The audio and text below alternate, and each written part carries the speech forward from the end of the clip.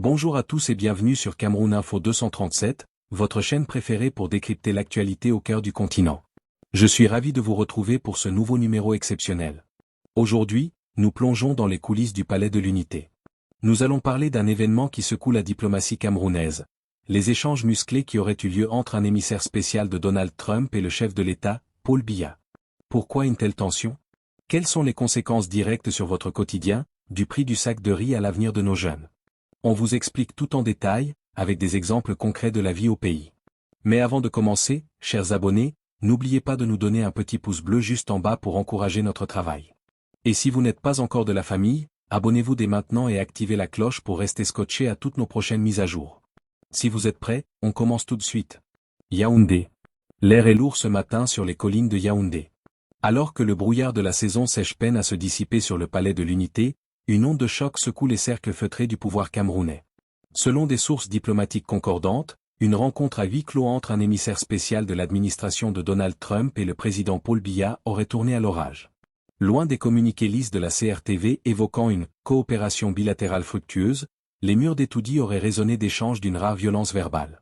Enquête sur un bras de fer qui dépasse les simples protocoles et s'invite dans le quotidien déjà fragile des Camerounais.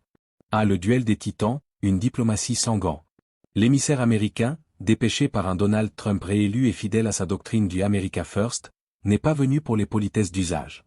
Face au Sphinx de l'Afrique centrale, l'homme de Washington aurait posé des conditions jugées humiliantes par le clan présidentiel.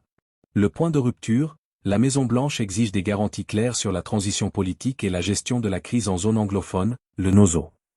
L'émissaire aurait brandi la menace de sanctions économiques massives et d'un retrait total du Cameroun de l'AGOA, le marché préférentiel américain.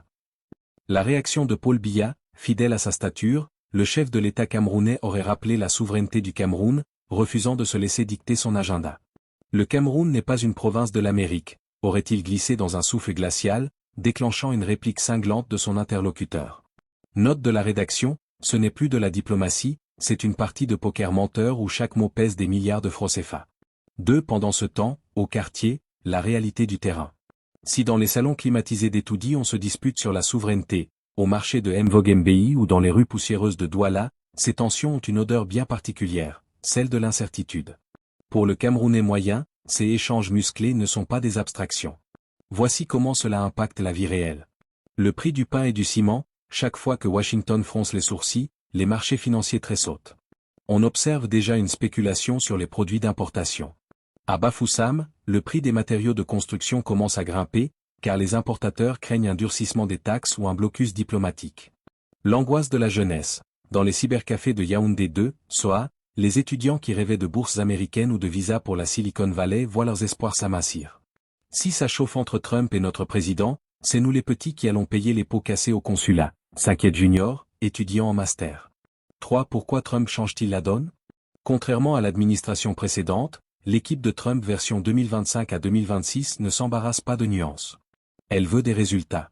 Elle voit le Cameroun comme un pivot stratégique contre l'influence croissante d'autres puissances en Afrique, mais elle ne veut plus financer une stabilité qu'elle juge statique. Exemple concret, l'aide militaire dans la lutte contre Boko Haram dans l'extrême nord. L'émissaire aurait clairement signifié que les drones et le soutien logistique américain pourraient être suspendus si Yaoundé ne montre pas patte blanche sur la question des droits de l'homme et de la transparence électorale après la présidentielle d'octobre 2025. Un peuple entre deux feux. Au carrefour post-central, les débats s'enflamment autour des kiosques à journaux. D'un côté, les partisans du régime dénoncent une ingérence impérialiste et appellent à un resserrement derrière le chef.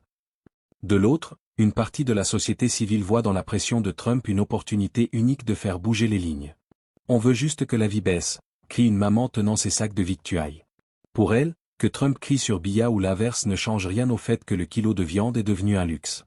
Conclusion, vers un point de non-retour? Ce tête-à-tête orageux marque la fin d'une époque.